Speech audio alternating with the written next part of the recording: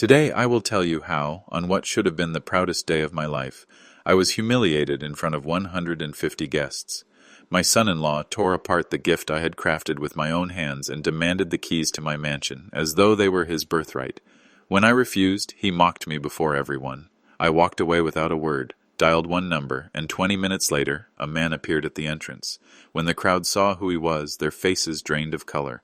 The whispers turned into gasps. But before I get there, remember to subscribe and tell me in the comments where you're listening from.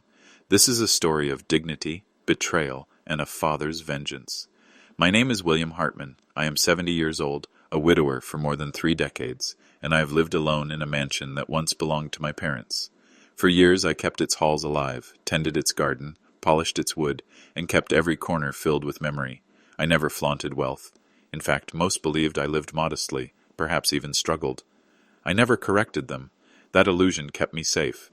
To me, value never rested in expensive cars or glittering stones, but in the memories that walls and photographs carried. On the day of my daughter Clara's wedding, I wanted to give her something pure, something to remind her of her roots.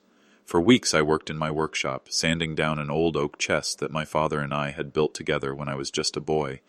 Inside, I placed an album of photographs, spanning generations, black and white portraits of my grandparents, faded snapshots of Clara chasing fireflies as a child, and even the letters her late mother had written before she passed. I tied the chest with a simple silk ribbon, not gold, not jewels, just memory. When the time came, I carried the gift into the ballroom, lit with crystal chandeliers and filled with guests, in glittering gowns. The music dimmed. I placed the chest on the head table. Clara's hands trembled as she touched the ribbon. In her eyes I saw a flicker of recognition, a glimpse of the little girl who once begged me to tell her stories about her mother. But before she could open it, Ethan, her new husband, my son-in-law, snatched the chest from her hands. Ethan, tall and sharp in his tailored suit, forced a grin for the crowd and raised his voice. "An album? A box of old photos? We don't need antiques, William. We need your mansion. That would be a real gift." Gasps echoed. The room froze. Clara's face burned red, her eyes lowered in shame, yet she said nothing. Ethan tore the album apart with deliberate cruelty, pages scattering across the polished floor.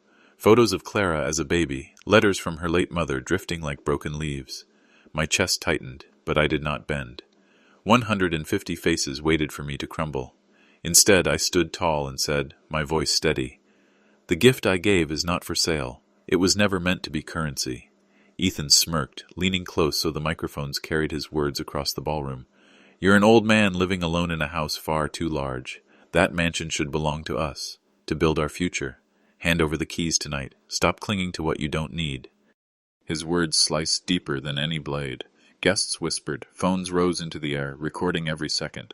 Some shook their heads in disgust. Others stared at me with pity, waiting for me to bow my head. My daughter Clara sat frozen, torn between the loyalty she owed me and the fear that bound her to her new husband. I bent down and picked up one torn photograph. Clara at 5 years old, laughing with a crown of daisies on her head, her late mother kneeling beside her.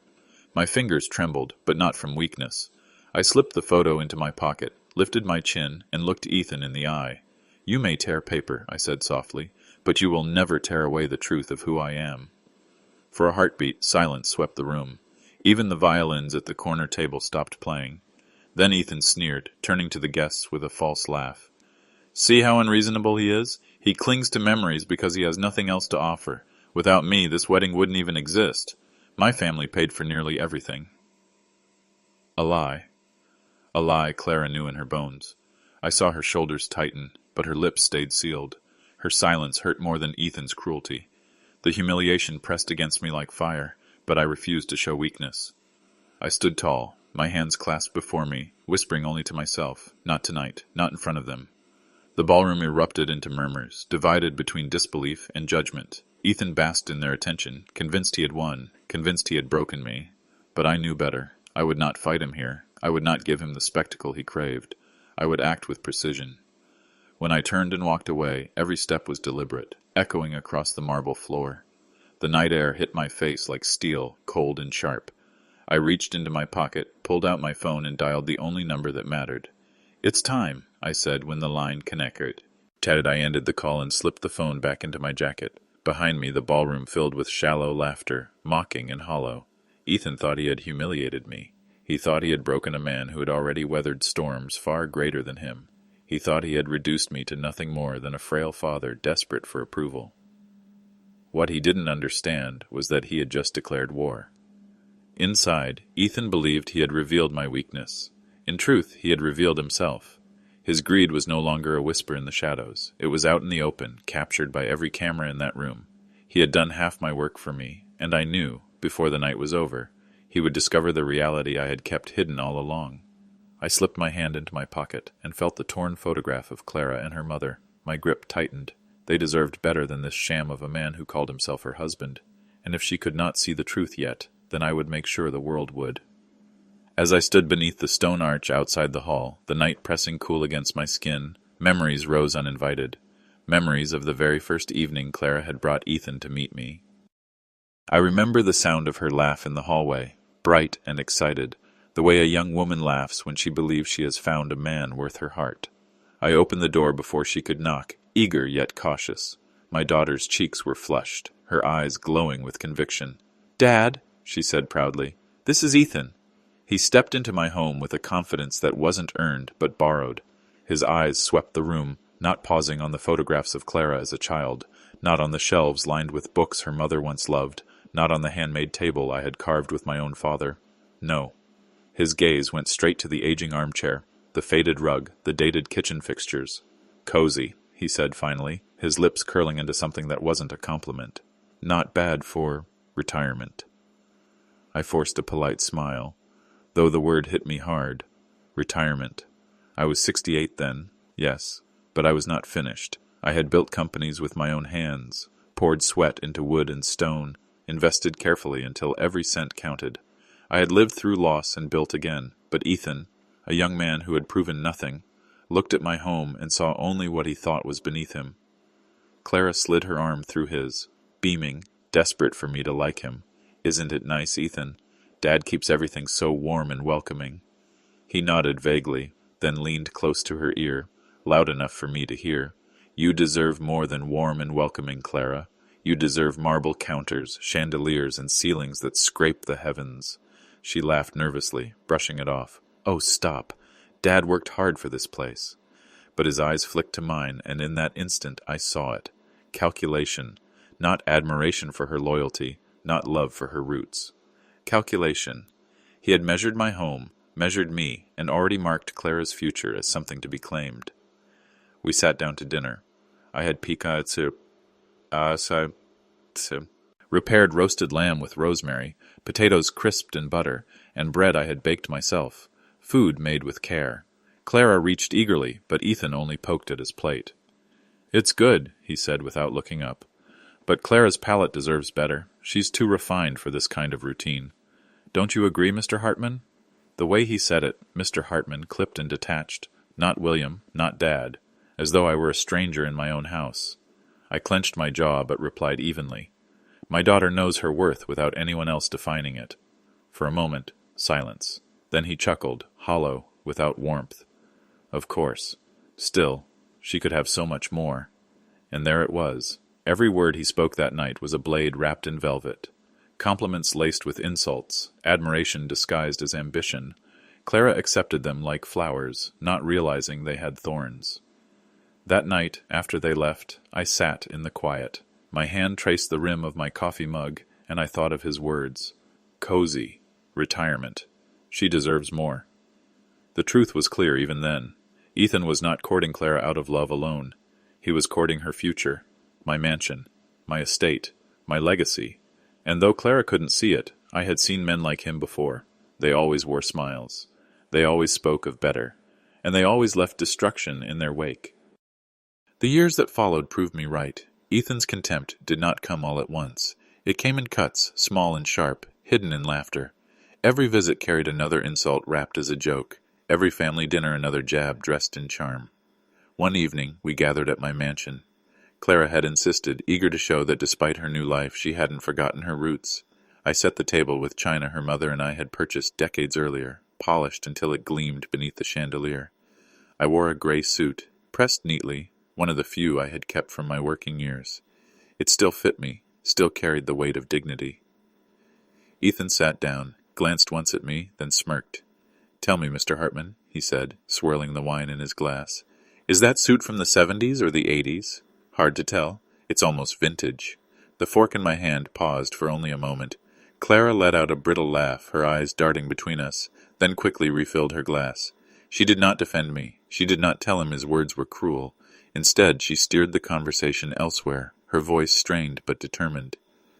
I chewed slowly, forcing a smile that never reached my eyes. I reminded myself I had endured worse. A comment about a suit was nothing. Yet later, when I caught my reflection in the mirror, I wondered, had time truly made me look so outdated? His words lingered longer than they should have. Another time, outside a restaurant, Clara had begged me to join them after work. I drove my 10-year-old sedan, a reliable car that had never once failed me. As I parked across the street, Ethan leaned against his glossy imported vehicle, arms folded, grinning. He whistled mockingly as I stepped out. "That thing still runs? Looks like it belongs in a scrapyard. Honestly, William, it's dangerous. I could find someone to rent your garage. At least then you'd make some money instead of clinging to that relic." I closed my car door with deliberate care, meeting his gaze calmly. "It runs well enough for me," I said. He chuckled, shaking his head as though humoring a stubborn old man. Clara slipped her hand into his arm, whispering something I couldn't hear. He laughed again, louder, kissing her temple. She looked down at the pavement. It was always the same, insults in public, smiles in private. At holidays, when I brought food her mother had once cooked, he'd push it aside with a smirk. "Clara deserves finer cuisine. Maybe one day we'll hire a real chef." At gatherings, he'd glance at my hands and say, "Still working on those little projects of yours? Most men your age are retired on golf courses, not tinkering like mechanics." Each comment was meant to shrink me. Each silence from Clara cut deeper than his words. My daughter, once my closest ally, began to look at me differently, not cruelly, not yet, but with pity. One Saturday she visited me alone. We sat on the balcony as the city hummed below. Her voice was hesitant, her fingers tracing the rim of her coffee cup. "Dad, Ethan just wants what's best for us. He pushes hard, I know, but he's right about some things. Maybe you shouldn't be alone in that mansion. Maybe you could think about something smaller." Her words wounded me more than his taunts ever could. I looked at her, my voice steady but heavy. "Clara, your mother and I built our life in that house. It's not a burden. It's our home. It's history, and it's not his to decide." She squeezed my hand gently, whispering, "I know, but times change." I saw it in her eyes. Not cruelty, but Ethan's voice echoing inside her. He was planting seeds, and she was beginning to believe them. It was 2 months before the wedding, when Ethan's ambitions finally dropped their mask. I had just finished watering the roses in the garden when the doorbell rang. Through the glass, I saw not only Ethan, but his parents, Richard and Elaine Dawson, standing on my doorstep. Clara hovered slightly behind them, her eyes downcast, her shoulders tight. I opened the door. They entered without waiting for an invitation, moving as though they already owned the place. Richard clutched a leather folder under his arm, Elaine scanning every detail of my home with a look that blended disdain and hunger. Ethan wore his usual smirk. Clara kept her gaze on the floor. Richard slapped the folder onto my coffee table, the sound echoing through the room. "These are the papers," he said, his voice deep, gravelly. "It's time to sell this house. A property this size, in this location, wasted on one man. You could make millions, and we can ensure it goes to good use." I didn't touch the folder. My voice was calm, but my jaw clenched. "This house is mine." Elaine perched on the couch, smoothing her skirt with a calculated grace. "William, you must see reason. A man your age, living alone in a mansion? It's impractical. It's dangerous. Times have changed. Wouldn't it be better to move somewhere manageable? A smaller place? Perhaps a retirement community? You'd still have your dignity." Her words dripped with false concern, but her eyes betrayed her. She wasn't worried about my safety. She was worried about access. To this house, to everything it represented. Ethan leaned back in his chair, arms folded, smirking. "Mom's right. You should be thinking about the future, not clinging to the past. Clara and I are starting our life together. We need this house more than you do." Finally, Clara's voice broke the tension. Quiet, hesitant, almost pleading. "Dad, Maybe it's something to consider. Those words cut sharper than anything the Dawsons had said. My daughter, my own flesh and blood, wouldn't meet my eyes. I let the silence hang heavy before I spoke. This house is not a piece of property for you to divide up at your convenience. It is not yours to demand. It is mine, and it will remain mine. Richard sneered, leaning forward. Stubbornness is a luxury you can't afford. Roofs rot, pipes burst, taxes rise. You won't last here forever. I met his glare without flinching. I've lasted longer than you realize, Richard, and unlike you, I have never gambled away what was entrusted to me. His face flushed, the vein at his temple pulsing. Elaine shifted uncomfortably, but quickly recovered her smooth tone. We only mean to help. Think of Clara. She shouldn't have to choose between her father and her husband. Make it easy for her. Sign the papers, and we can all move forward. Ethan's smirk widened at her words, his gaze sliding toward Clara, who twisted her hands in her lap. He thought I was cornered. He thought I was weak. I rose slowly from my chair, my voice sharp enough to cut glass. Listen carefully. My house is not for sale, not to you, not to anyone. You walk into my home, drop papers on my table, and act as if my life is already written. But you forget one thing. I am the one holding the pen. The room went still. Richard's jaw clenched. Elaine's cheeks flushed with embarrassment. Ethan's smirk faltered for the first time. Clara looked as though she might cry, but no tears came. Richard finally snapped the folder shut with venom in his voice. You'll regret this, William. When the time comes, don't say we didn't give you a chance. They filed out together, their unity like a wall of hostility pressing against me even as the door closed behind them. Clara lingered at the threshold, her lips parting as if she wanted to speak, but Ethan's hand on her back shoved her forward. The door clicked shut. Silence filled the house. I sat back down, my heart pounding, not from fear but from fury. For 2 years I had endured Ethan's barbs and smirks, but this was no passing insult. This was a coordinated assault. A family united not by love, but by greed. I looked at the table where the folder had sat, the impression of its weight still etched into the wood. I hadn't opened it, but I knew what it contained. Contracts, clauses, tricks designed to corner me. I whispered to myself, steady and cold, they think I'm weak, they think I'll bend, but they have no idea what kind of man I am. That night, a fire was lit inside me. The Dawsons thought they had planted doubt. What they had truly planted was war. I knew that night their assault wasn't born from strength. It reeked of desperation. Ethan flaunted wealth he hadn't earned, boasted of, power that didn't exist, and now his family pressed me with papers they hoped I'd sign in fear. My instincts told me something was rotting beneath the surface, but instincts weren't enough. I needed proof. That's when I called Thomas Vance. Thomas and I had been friends for nearly 30 years. We met through the business association back when I was still running my construction firm. He was a financial broker, sharp-eyed and relentless, the kind of man who could trace money trails through smoke. More importantly, he was loyal, a man who had never once tried to use me for what I owned. When I explained my suspicions, he didn't hesitate. "Give me a week," he said. "If there's dirt on Ethan, I'll find it."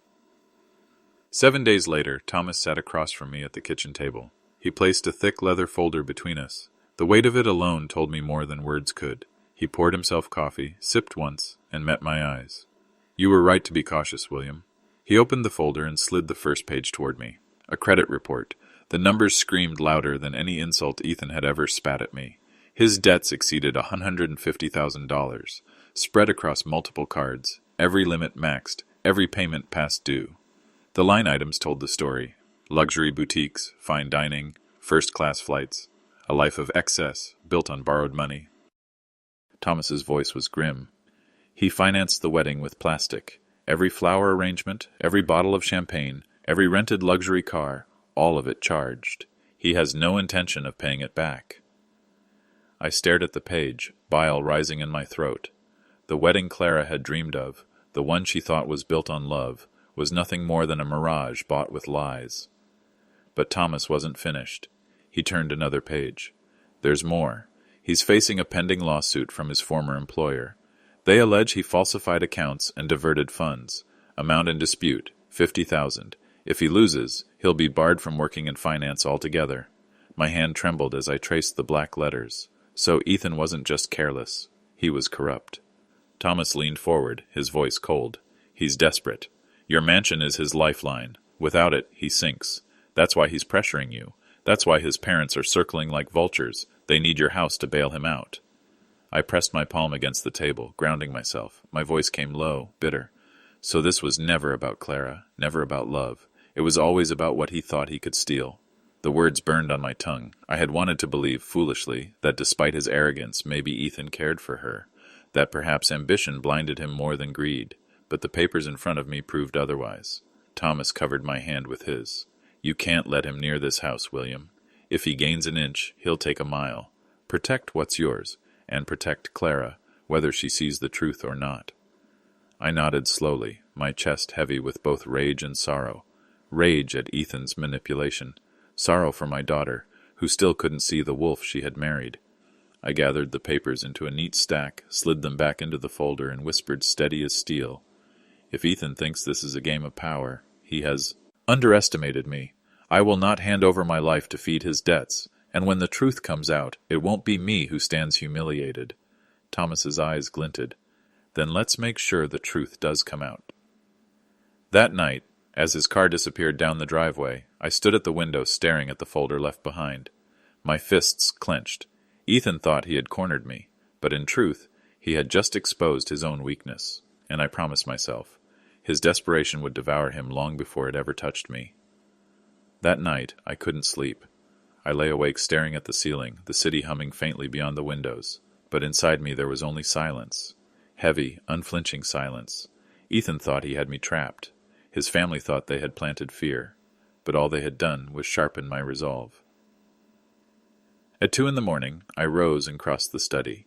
The shadows stretched long across the floor as I bent down in front of the safe hidden behind a cabinet. My fingers spun the dial slowly, each click echoing in the stillness. When the door opened, the cool air inside hit me like a reminder. This was not just paper. This was power. I pulled out the documents I had guarded for decades. The deed to the mansion, its market value now over $4 million. Titles to 3 rental properties scattered across the city, each producing steady income. Bank statements, certificates of investments carefully grown until they surpassed $3.5 million. Assets totaling over $7.5 million. All in my name, all built from sweat and discipline. I spread them across the desk. The pages whispered like soldiers waiting for orders. For too long I had carried these in silence, hiding my true strength behind modesty. But Ethan's greed had forced my hand. I sat, pulled out a single sheet of paper, and wrote in firm strokes. No more cover, no more silence. I placed the note above the deeds and closed my eyes for a moment. I could almost hear my late wife's voice, steady, gentle, reminding me that restraint is strength until restraint becomes surrender. I was done surrendering. At dawn, I called Thomas again. His voice was groggy but sharpened the moment he heard mine. William, what's happened? I'm ready, I said. We move everything out of reach. Every guarantee, every loose end. Cut them off. I want the paperwork airtight before the wedding. No signature of mine, no whisper of my name can be used against me. There was a pause. Then his voice steadied. Understood. I'll prepare the cancellations, the revocations, the proxies. Once you sign, no one can touch your estate. Tonight, I said coldly. Bring everything. I'm done waiting. All day I moved with a calm that unsettled even me. I pulled old files from drawers, checked bank statements, reviewed contracts. I sat at the desk where I once built my construction business, where my wife and I had paid our first mortgage, and I felt her presence beside me. I whispered to the empty room, I will protect what we built. I will not let parasites tear it apart. That evening, Thomas arrived, his tie crooked from rushing. He laid out the documents in neat rows across the table. Revocation of guarantees, termination of joint signatory rights, declarations of independence for every account. Once you sign these, he said, tapping the stacks, no one but you holds claim. Ethan will find nothing left to seize. I picked up the pen. My hand didn't tremble. I signed page after page, each stroke carving away their leverage. With every signature, the knot in my chest loosened. By the time the last page was finished, I felt lighter than I had in years. Thomas leaned back, studying me. They won't expect this, They think you're cornered. What's your next step? I looked him dead in the eye. I wait. They believe the wedding will end with me handing over keys. Instead, it will end with me handing them the truth. He nodded slowly, understanding more than I said aloud. After he left, I locked the documents in a fireproof case, slid it back into the safe, and pressed my palm against the steel door. This wasn't fear, this was preparation. I walked through the mansion that night, each room carrying memories. Clara's laughter echoing in the halls, my wife's presence lingering in the kitchen, my own hands in every brick and beam. They thought it was just property. They had no idea it was a fortress. I stood in the empty dining room and whispered to the silence. No more cover, no more silence. The day of reckoning is coming. The day of the wedding arrived, and with it, the storm I had been preparing for. The hall glittered with chandeliers, the music swelled, and 150 guests gathered to witness not just a marriage, but, though they didn't know it yet, a reckoning. Ethan thought the night belonged to him. He had no idea he was standing on a trap of his own making. When he tore my gift apart and mocked me in front of the crowd, I walked away. Not in defeat, but in control. Outside, the night air steadied me. I made the call that would decide everything. It's time, I said. 20 minutes later, headlights cut through the darkness. A black car rolled to a stop before me. Thomas Vance stepped out, briefcase in hand, his face sharp under the lamps. He didn't waste words. He didn't offer sympathy. He simply walked beside me toward the glowing ballroom doors. The music and laughter spilled out as we entered. Heads turned. Whispers rippled across the room. Phones lifted discreetly to record. I saw Ethan at the head table, chest puffed, a champagne glass raised mid-sentence. His smirk faltered when his eyes found me, then returned, colder this time. He slammed his glass down and sneered. You came back? For what? Haven't you embarrassed yourself enough? Spare us and hand over the keys already. No one wants to watch you cling to what isn't yours. I met his glare, my voice calm but unyielding. I didn't return for keys, Ethan. I returned for the truth, and tonight everyone here will see it. Gasps spread through the hall. Clara sat rigid, her hands twisting her napkin. Elaine Dawson leaned close to whisper furiously to her husband Richard, both their faces stiff with panic. The guests leaned forward, eager, hungry for spectacle. Thomas stepped forward. R.D. placed the briefcase on the table and clicked it open. The sound echoed like a gunshot in the silence. He began laying out documents one by one, his voice sharp and steady. Ladies and gentlemen, he announced, my name is Thomas Vance. I am Mr. Hartman's financial advisor. Effective immediately, every guarantee and financial support that was extended to Ethan Dawson has been revoked. The lease he has been enjoying under William Hartman's name? Null and void. The debts for this wedding? Reassigned directly to the Dawsons. Payment will no longer come from Mr. Hartman's estate. It is yours now, Ethan. The room erupted into chaos. Guests turned to one another, whispering fiercely. Some laughed in disbelief. Phones angled higher, capturing every word. Ethan's face twisted crimson. He shot to his feet, shouting, You're bluffing! This is insane! You can't just walk in here and... I raised a hand, silencing him. My voice cut through the noise. I can and I did. For too long, you have mocked me, demeaned me, treated me like a relic to be discarded. Tonight you revealed your hunger before everyone. You tore apart my gift because it didn't feed your greed. But you only unmasked yourself. You think humiliation broke me? No, Ethan. It broke you. The hall roared with whispers, judgment swelling like a tide. Ethan's parents shifted in their seats, faces pale, but Thomas wasn't finished. He pulled out another folder, thicker, heavier. For those who still believe William Hartman is a frail man clinging to scraps, he said, his voice carrying like thunder, let me make something clear. Mr. Hartman is the sole owner of assets valued at more than $7.5 million. The mansion, fully paid, worth $4 million. 3 rental properties producing steady income. Investments across multiple accounts exceeding $3.5 million.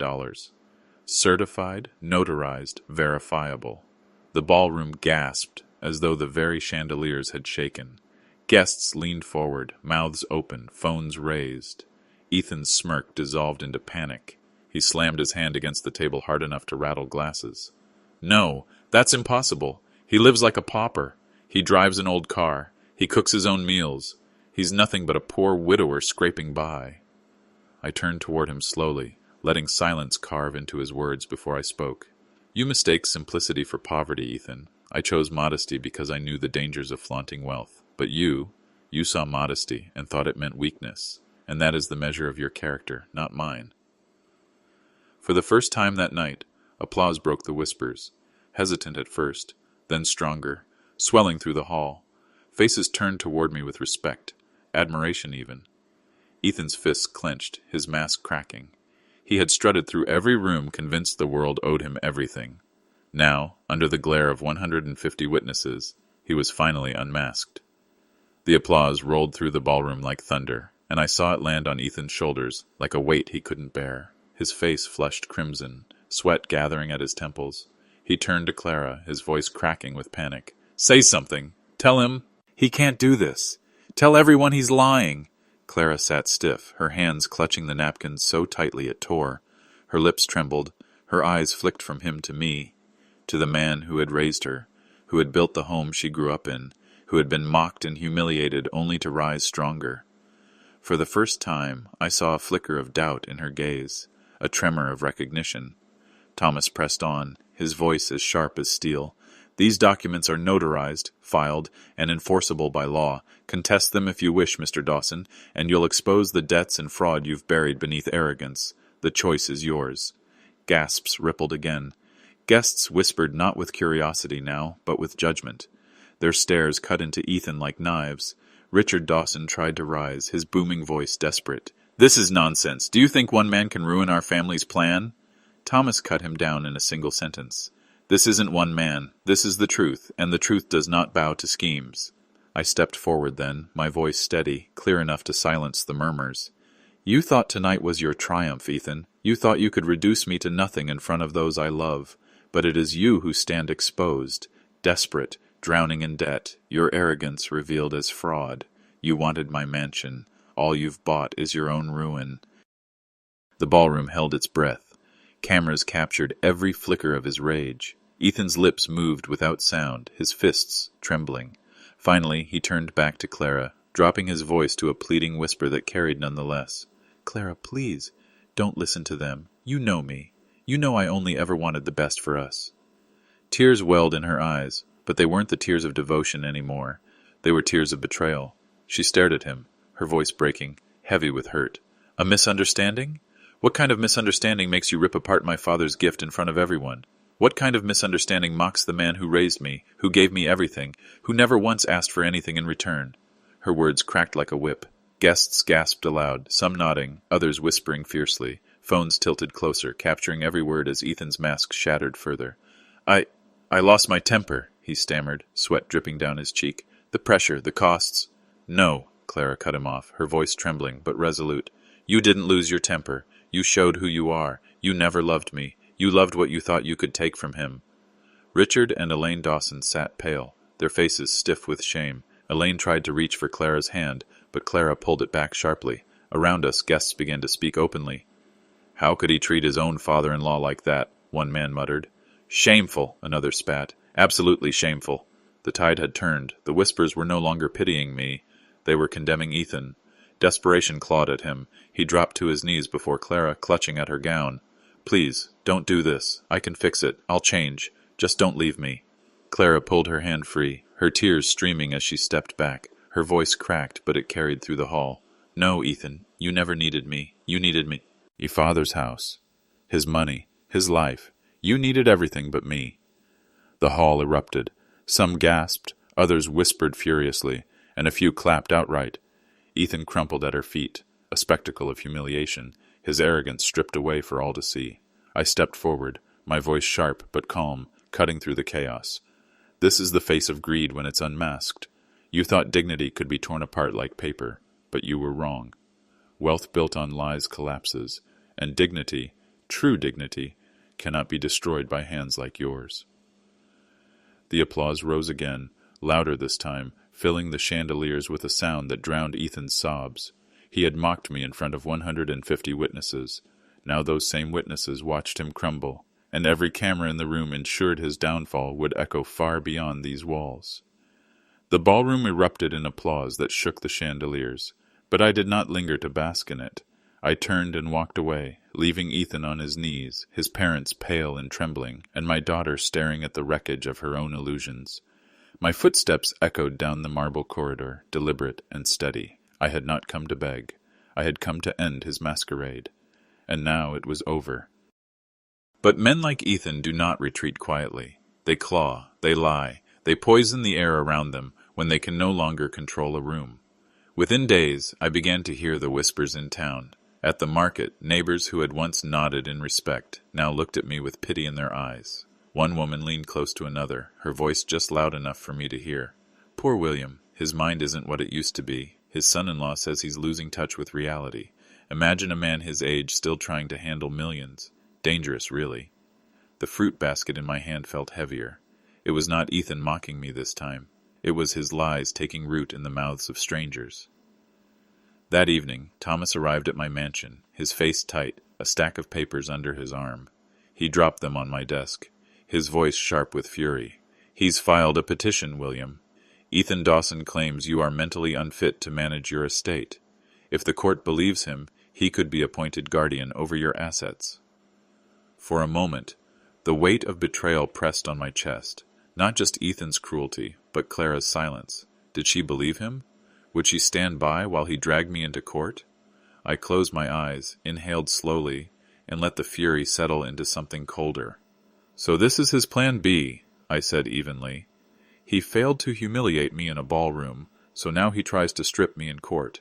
If he wants a war, Thomas, then he'll meet the truth, and the truth does not lose.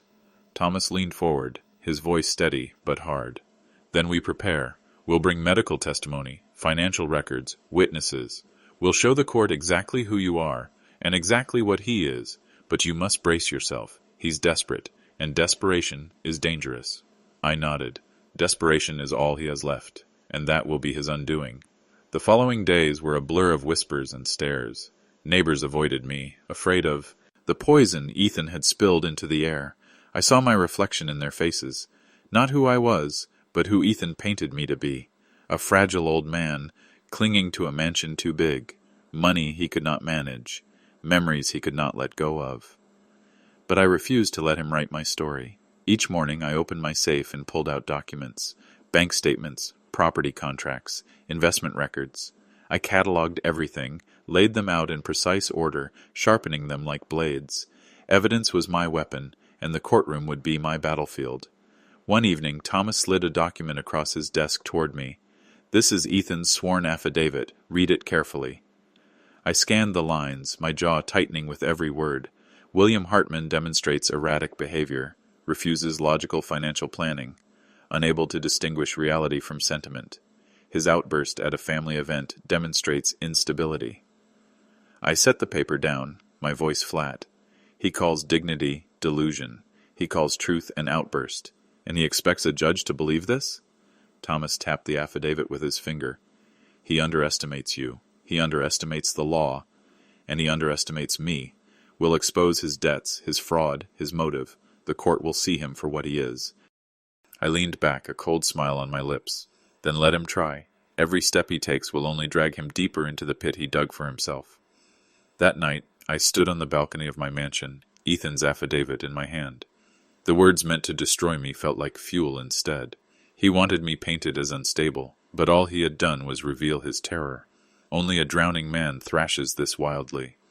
I whispered into the night, steady and cold. If he wants a war in court, then he'll face not an old man, but the truth he fears most. The courthouse smelled faintly of polished wood and old paper. I sat at the oak table, my hands resting calmly, a stack of documents neatly arranged beside Thomas. Weeks of preparation had led to this. Across the aisle sat Ethan, his jaw clenched, his eyes darting nervously. Elaine gripped her purse with white knuckles, Richard's gaze fixed on the floor as though the grain there might save him. And Clara, she sat behind them, her eyes never quite meeting mine. When the judge entered, the room stilled. My pulse was steady. I had faced storms before, storms of business, storms of loss. This was just another. Ethan's lawyer rose first, weaving a tale of fragility and decline. He painted me as a lonely old man, clinging to a crumbling mansion, incapable of managing my finances. He called me erratic, unstable, a danger to my own estate. Each word was dressed in false concern, but each landed like a dagger. They even played footage from the wedding, twisting my quiet departure into proof of instability. The lawyer turned dramatically to the judge. "Your Honor, this man is no longer capable of distinguishing reality from sentiment. His estate is vulnerable. My client, Ethan Dawson, only wishes to protect what Mr. Hartman cannot." I sat still, my face calm. Let him dig his own grave. Then Thomas stood. His voice was sharp, each word deliberate. "Your Honor, what you see on that video is not instability. It is restraint." Mr. Hartman did not scream, did not retaliate, did not strike back. He walked away from humiliation with dignity. That is not incompetence. That is strength. He laid out the records one by one. Bank statements showing years of consistent investment returns. Rental agreements honored without issue. Bills paid on time. Donations to charities. Accounts balanced down to the cent. Then came medical testimony. A physician confirmed my health, my clarity of mind, my capacity. The judge leaned forward, scanning the documents. Ethan squirmed in his seat, his face reddening as each fact stripped another layer from his lies. Thomas wasn't done. He opened another folder. "And if the court still doubts motive, let us examine Ethan Dawson. Credit card debts exceeding $150,000, a pending lawsuit for falsifying accounts, a wedding financed on borrowed money. This petition is not about protecting William Hartman. It is about exploiting him." Gasps rippled through the courtroom. Ethan's mask cracked. He slammed his fist on the table. "Lies, all of it. He's manipulating you." The judge raised a hand for silence, her voice steady but unyielding. "Enough. I have seen enough." She glanced down at her notes, then back at Ethan. "After careful review, this court finds no evidence that William Hartman lacks capacity to manage his affairs. The petition is hereby denied. Furthermore, the court cautions Mr. Dawson against any further attempts to misrepresent facts for personal gain." The gavel struck once. The sound was final, absolute. Ethan slumped back, his head falling into his hands. Richard and Elaine sat motionless, shame painted across their faces. Clara rose slowly, her chair scraping the floor. She whispered something I'll never forget. "I can't do this anymore." And she walked out, not once looking back at him. I exhaled for the first time in hours, a slow breath that carried years of patience, restraint, and buried rage. Justice had spoken. Ethan had tried to bind me with chains of lies, but those chains had shattered in his own hands. The courtroom emptied slowly, the murmurs of judgment trailing after Ethan like shadows. He remained slumped at the table, his face buried in his hands, his arrogance finally collapsed into silence. Richard and Elaine shuffled out pale, their shoulders heavy with disgrace. But Clara had walked out before any of them, her steps quick, her resolve trembling but real. In the weeks that followed, the Dawsons' empire of pretense unraveled. Without access to my estate, Richard's decades of hidden debts came crashing down. Creditors circled, properties were sold off, accounts drained until nothing was left but regret. Elaine, once so polished and composed, now whispered rumors in grocery aisles, desperate to salvage reputation, but no one listened anymore. Their name, once spoken with a sheen of wealth, was now muttered with pity, and Ethan, his ruin came faster, his employer already suspicious of mate. Sing funds cut him loose within days. The lawsuit Thomas had uncovered moved forward, dragging him deeper into a pit of fraud and disgrace. Every bank he had leaned on shut its doors to him. What he once demanded with arrogance was now denied with laughter. He had wanted my mansion. Instead, he was left with eviction notices and court summonses. But I did not linger on their downfall. My life was never about revenge, though justice had found its course. What mattered was what came next. One evening, I sat with Thomas in his office, the late sun streaming through the blinds, the air thick with quiet possibility. We signed a new set of papers, not to fortify walls, but to open doors. "The Hartman Foundation," I said aloud, the name firm on my tongue. "It will serve fathers and mothers who are mocked, silenced, or exploited by their own families. No one should endure what I endured alone." Thomas leaned back, a rare smile breaking his stern face. "You turned humiliation into strength, William. That's legacy." Word spread quickly. Advocacy groups reached out, eager to align. Letters arrived from across the country. One from Michigan read, Because of you, I found the courage to stand up to my son when he tried to take my savings. Thank you for giving me strength." Another from Texas included a check with the words, "For your cause, families should protect, not prey." I didn't need their money. My estate was secure, but the gesture struck me deeply. I was no longer just William Hartman, the widower mocked at his daughter's wedding. I had become a voice for those who had been silenced. My story had cracked open a door others could walk through. On the foundation's opening day, I stood before a crowd, young and old, men and women, each carrying their own scars. Some wiped quiet tears, others nodded fiercely as I spoke. And I understood then. Ethan had tried to strip me of dignity, but instead, he had handed me a platform that echoed far beyond one ballroom. That night, as I walked through the mansion's halls, the same walls Ethan once tried to claim, I ran my hand across the wood, solid and unyielding. My wife's memory lingered in every corner, my daughter's laughter still etched in the walls, my own labor visible in every beam. They thought it was just property. They thought they could tear me apart and take it. They didn't realize they were awakening something far stronger. I whispered into the silence, my voice steady, unshaken. They wanted my house. What they got instead was my legacy. 2 years passed after that night when everything collapsed and everything began. The mansion that Ethan once demanded now stood not as a burden, but as a sanctuary. Its walls were no longer heavy with silence. They breathed with peace. Each morning I woke to sunlight spilling across the garden, the roses blooming with unapologetic color, their thorns sharp, their strength inherited from storms endured. I kept a leather journal on the porch table, its pages filled with reflections born of trial and triumph. On the first page of this morning's entry, I wrote words that had lived inside me since the court's verdict. Sometimes to save a family, you must be willing to lose it.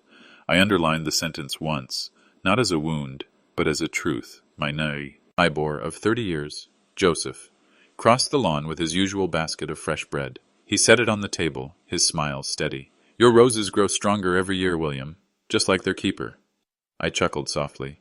"They learned from me. You prune, you endure the storms, and eventually you bloom brighter than before." We shared coffee in the quiet, the weight of the past now nothing but shadow. Later that afternoon, I heard the crunch of tires on the gravel drive. My heart tightened even before I looked up. Clara stepped out of her car, her posture hesitant, her eyes wide with years of unspoken weight. She carried no gifts, no excuses, only herself. She walked toward me slowly, and when she reached the garden, her composure broke. Tears slid down her cheeks as she whispered, "I'm sorry, Dad." For a moment, silence stretched between us. The silence of wounds, of questions without answers, of love tested and nearly lost. Then I reached out and pulled her into my arms. I held her, as if time itself could be gathered back. "We build family on respect, Clara," I whispered into her hair, "not greed." Her body shook as she sobbed. "I let him blind me. I let his words become mine. I should have defended you." I pulled back just enough to meet her eyes, my own steady. "The past cannot be changed, but it can be learned from. That's all I ask. That you learn, and never repeat what you saw." Her hands clutched mine desperately. "I don't want to lose you again." "Then don't," I said simply. "Respect keeps us together, nothing else." We sat in the garden as the sun bent low, speaking not of Ethan, not of trials, not of ruin, but of childhood memories, of recipes her mother once loved, of laughter that felt fragile but real.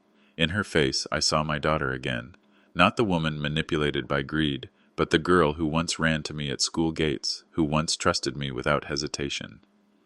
That night Joseph returned with candles, setting them on the porch rail. The three of us shared bread and soup, a simple meal, no grandeur, no spectacle. It was enough. Clara leaned her head on my shoulder, whispering, "Thank you for not closing the door on me." I kissed the top of her head. Doors close to greed, Clara, but never to repentance. Later, when the house was quiet, I stood at the window of my study, looking out over the garden. 2 years ago, I had walked away from a ballroom carrying nothing but torn pages and humiliation. Tonight, I stood with peace in my chest and hope in my home. I closed my journal after writing the final line of the day. Strength is not in what we hold, but in what we release. And sometimes the greatest victory is quiet. Then I blew out the candlelight, letting the mansion rest, letting myself rest with it. And that is my story. A father who lost his dignity in front of 150 guests, only to take it back with truth, patience, and resolve. They thought humiliation would end me, but it became the fire that carried me to justice. If you've listened this far, don't forget to subscribe and tell me in the comments where you're listening from.